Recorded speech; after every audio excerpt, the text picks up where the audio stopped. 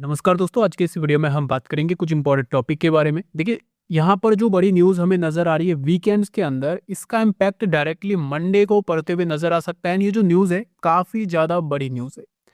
हमें जिस बात का यहाँ पे डर था, वही होते हुए नज़र आ रहा है। लाइक वॉर से रिलेटेड यहाँ पे हमें न्यूज़ जो है वो देखने को मिल चुकी है। अब नॉर्मली हमने ये देखा है कि रिसेंटली यहाँ पर जितनी भी बड़ी-बड़ी न्यूज़ होती है वो वीकेंड्स के टाइम में आती है। एंड बाद में जो मंडे को जो मार्केट्स है वो हमारे रिएक्ट्स करते हैं, चाहे वो गुड न्यूज़ पे रिएक्ट करे, चाहे वो बैड न्यूज़ पे रिएक्ट करे। नॉर्मली हमें मंडे को मार्केट में एक रिएक्शन देखने को मिल ही जाता है।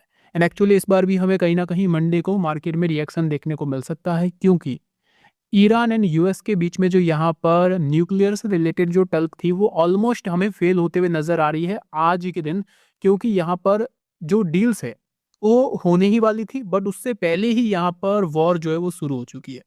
अब ये वॉर कैसे शुरू हुई, कहाँ शुरू हुई, किसने किया अटैक, सबसे पहले वो इस वीडियो में समझेंगे। इसका डायरेक्टली इम्पैक्ट मार्केट के ऊपर क्या पड़ सकता है एंड ये वॉर किस हद तक जा सकती है, वो भी इस वीडियो में मैं आपके साथ शेयर करूंगा। क्या अभी के टाइम पोर्टफोलियो को खाली करना चाहिए या फिर ये गिरावट हमारे लिए मौका बन सकती है, वो भी हम समझेंगे। लेकिन वीडियो में आगे बढ़ने से पहले अभी तक अगर आप हमारे टेलीग्राम चैनल में ज्वाइन नहीं हुए तो ज्वाइन जरूर होना। नॉर्मली यहाँ पे मैं स्विंग अपडेट्स आपके साथ शेयर करता हूँ, न्यूज़ भी शेयर करता हूँ। जैसे गिरते मार्केट में भी हमने लाइक यहाँ पे आप देख सकते हो बैंक ऑफ महाराष्ट्र में 50% तक के मूव्स यहाँ पे कैप्चर किया। आप चाहे तो ज्वाइन कर सकते हो, वीडियो के डिस्क्रिप्शन में आपको लिंक मिल जाएगा टेलीग्राम का। देखिए, जो पहली चीज बाजार के लिए नेगेटिव है वो तो ये है कि यहाँ पर ऑलमोस्ट जो कल नाइट में डो जोन्स यूएस मार्केट जो है वो ऑलमोस्ट अगर देखेंगे तो 500 पॉइंट तक हमें ड्रॉप होते हुए नजर आया। और साथ ही साथ यहाँ पे S&P 500 जो है 30 पॉइंट गिरा, नेस्डेक जो है वो यहाँ पे लगभग 1% गिरा है, 200 पॉइंट। तो यूएस मार्केट की तरफ से तो ऑलमोस्ट हमें प्रेशर देखने को मिल ही रहा है। और ये तब का है जब यहाँ पर वॉर से रिलेटेड हमें कोई न्यूज़ देखने को नहीं मिली। लेकिन वॉर से रिलेटेड न्यूज़ जो है वो भी आधे घंटे पहले हमें निकल के आते हुए नजर आई है, तो इसका इम्पैक्ट अभी पड़ना बाकी है। तो यूएस मार्केट जो है वो नॉर्मली यहाँ पर वॉर से पहले का ये फॉल है। अभी तो ये न्यूज़ निकल के आई है, लेकिन इसका इम्पैक्ट डायरेक्टली आपका जो क्रिप्टो मार्केट है उसके ऊपर पड़ते हुए नजर आ चुका है। जैसा कि यहाँ पे आप देख सकते हो, बीटीसी जो है वो ऑलमोस्ट यहाँ पर जैसे ही न्यूज़ आती है वॉर से रिलेटेड, तो बिटकॉइन जो है वो ऑलमोस्ट यहाँ पे 3 से 4% ड्रॉप कर जाता है। इथेरियम में यहाँ पे हमें 4% की गिरावट नजर आ जाती है। और ये जो गिरावट है वो अचानक एक बड़ा फॉल जो है क्रिप्टो में हमें देखने को मिल जाता है। क्योंकि जब भी मार्केट में कोई यहाँ पे पॉजिटिव या नेगेटिव न्यूज़ होती है तो सबसे पहले यहाँ पर क्रिप्टो रिएक्ट करता है, एंड वैसा ही हमें रिएक्शन देखने को मिल रहा है। तो देखिए, मैं आपको शुरू से समझाता हूँ कि एक्चुअली हुआ क्या है। तो अभी तक क्या चल रहा था कि ईरान एंड यूएस के बीच न्यूक्लियर टल्क जो है वो बातचीत जो है वो चल रही थी। टल्क जो है वो यहाँ पे गेनेवा और ओमान मेडिसन से हो रही है। और गोयल ईरान न्यूक्लियर बॉम्ब न बनाए, ये इनका कहना है। लेकिन अभी फाइनल डील जो है वो नहीं हुई थी। लेकिन इससे पहले ही यहाँ पर कुछ नेगेटिव पॉइंट हो गए। देखिए, यूएस क्या चाहता था कि ईरान यूरेनियम एनरिचमेंट बंद कर दे या फिर जीरो कर दे। लेकिन ईरान क्या बोलता है, न्यूक्लियर प्रोग्राम जो है वो पीसफुल है, सिविल यूज के लिए सही है। और ट्रंप जो है वो इस बात से खुश नहीं था कि ईरान यहाँ पर अगर न्यूक्लियर बनाता है, तो ट्रंप जो है इस बात से खुश नहीं था। आर्टिकल में लिखा है कि ट्रंप ने बोला कि I am not happy with negotiation. उनको लगता है ईरान कनेक्शंस नहीं दे रहा है, कंसर्न्स नहीं दे रहा है, मतलब टल्क जो है वो स्लो चल रही है, ट्रस्ट जो है वो कम हो रहा है। ओमान मेडिटेटर बोल रहा है, जो मेडिटर्स होते हैं, जो ये डील्स के बीच वाले लोग होते हैं, वो बोल रहा है कि डील जो है वो पॉसिबल है। तो ओमान जो मेडिटर है उनका कहना है कि एग्रीमेंट विद इन रिच हो सकता है, न्यूक्लियर वेपन्स को परमानेंटली स्टॉप करने का फ्रेमवर्क डिस्कस हो रहा है। तो ओवरऑल अब तक जो बात थी वो यहाँ पे ठीक थी। लेकिन जो दिक्कत है वो सडनली यहाँ पे आज हमें बढ़ते हुए नजर आई, जब एक न्यूज निकल के आती है लेटेस्ट अपडेट्स में, इजराइल ने ईरान के ऊपर तेहरान पे स्ट्राइक किए, जो हेडक्वार्टर्स है यहाँ पर वहाँ के पीएम के, प्रेसिडेंट के, उनके ऊपर यहाँ पर स्ट्राइक किए, एक्सप्लोसिव सुनाई दिए, इजराइल में सायरन भी बजे। एंड साथ ही साथ यहाँ पे रिटेलेशन का फेयर अभी के टाइम बढ़ चुका है। ईरान का भी कहना है कि हम इसको रिटेलेट करेंगे। तो ये एक नेगेटिव पॉइंट शुरू होता है, मतलब अब ऑलमोस्ट हमें वॉर शुरू होते हुए नजर आ सकती है। ये एक दिक्कत वाली बात है। क्योंकि अभी तक तो क्या चल रहा था कि यहाँ पर जो भी न्यूक्लियर से रिलेटेड टल्क चल रही थी, हो सकता है थोड़ी देर होती बट हो जाती। बट अभी के टाइम जिस हिसाब से इजराइल ने अचानक अटैक किया है तेहरान पर, तो ये इसका इम्पैक्ट डायरेक्टली मार्केट के ऊपर भी नेगेटिव पड़ेगा। एंड ये डायरेक्टली सिग्नल देता है वॉर का। वॉर का सिग्नल यहाँ पर हमें देखने को मिल रहा है। एंड डर इस बात का भी ऑलमोस्ट है, जैसा कि यूएस मिलिट्री भी वहाँ पर बिल्डअप हो चुकी है। जैसा आपने देखा रिसेंटली न्यूज़ में कि यूएस जो है काफ़ी टाइम से मिडिल ईस्ट में अपनी जो मिलिट्री है उसको पहुंचा रहा है। और टल्क जो है वो अभी दिक्कत में जा सकती है, जो न्यूक्लियर से रिलेटेड टल्क थी, अब इस अटैक के बाद दिक्कत में हमें जाते हुए नजर आ सकती है। अब यहाँ पर ट्रम्प भी बिग डिसीजन की बात कर रहा है, तो ये काफ़ी ज़्यादा चीज़ें जो है मार्केट के लिए अभी के टाइम नेगेटिव हो चुकी है। तो जैसा कि यहाँ पे आप देखने को मिलेगा, इजराइल ईरान के हमले में लाइव अपडेट। इजराइल के हमले से तेहरान पर हमला, अली खमेनेई को यहाँ पर सुरक्षित स्थान पर पहुंचाया गया। ईरान ने हवाई क्षेत्र जो है वो यहाँ पे बंद कर दिए गए। अब देखो, ये जो हमला है वो इजराइल ने किया है, ये डायरेक्टली अमेरिका ने तो नहीं किया है, बट एक चीज यहाँ पर यह है कि इजराइल के पीछे भी अमेरिका का ही हाथ है। अब यहाँ पे दो चीजें हो सकती है।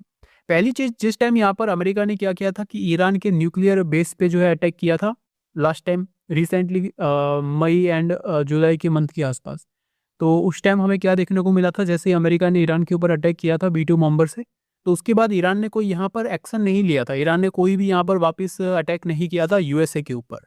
तो अगर यहाँ पर ईरान इस बार भी शांत हो जाता है तो चलो ठीक है, मार्केट के लिए भी अच्छा है। नॉर्मली यहाँ पर अमेरिका ने ईरान, इससे ये साबित होगा कि भाई अमेरिका ने ईरान के ऊपर प्रेशर किया, थोड़ा सा यहाँ पर दबाव डाला, अटैक वगैरह किए, तो ईरान भी डर गया एंड अपने वापस पुराने मोड़ पे वापस आ गया। बट अगर ईरान यहाँ पर अगेन बदला लेने की कोशिश करता है तो ये मार्केट के लिए काफ़ी ज़्यादा नेगेटिव हो सकता है।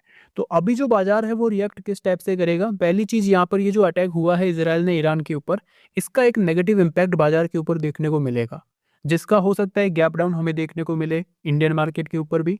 एंड उसके बाद अगर यहाँ पर ईरान जो है वो शांत हो जाता है तो अगेन मार्केट धीरे धीरे करके कवर करने की कोशिश करेगा।